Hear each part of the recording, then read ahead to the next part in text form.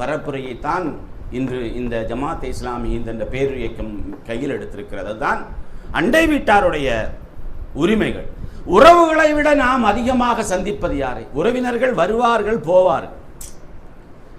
நாம் உறவினர்களை விட அதிகமாக சந்திப்பது யாரை?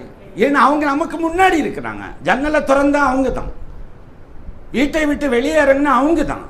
எனவே உறவுகளை விட அதிகமாக நாம் சந்திப்பது அண்டை வீட்டார். அதனால தான் அரபில் ஒரு பழமொழி இருக்கு, உத்தபுல் ஜார கபலத்தார்.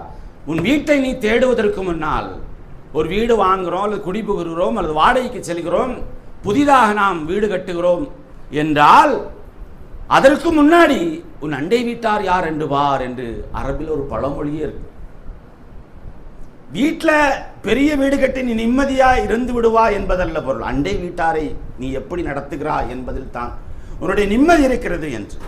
எனவே இந்த உரை யாருக்காக என்று சொன்னால், ஒன்றை நாம் நினைவில் இருத்த வேண்டும்.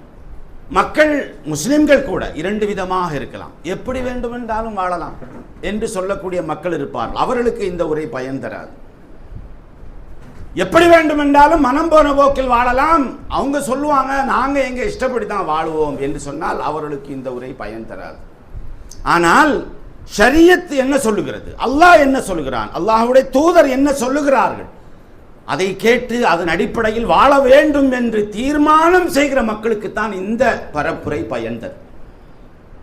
அதை நாம் முதலில் மனதில் இருத்த வேண்டும். ஷரியத்துடைய சட்டத்திட்டங்களுக்கு கட்டுப்பட்டு நடக்க வேண்டும் என்பது குறித்து ஒரு தீர்மானமான தீர்க்கமான முடிவு யாருடைய உள்ளத்தில் இருக்கிறதோ அவர்களுக்குத்தான் இந்த உரை, இந்த பரப்புரை கூட பயன் தரும் என்பதை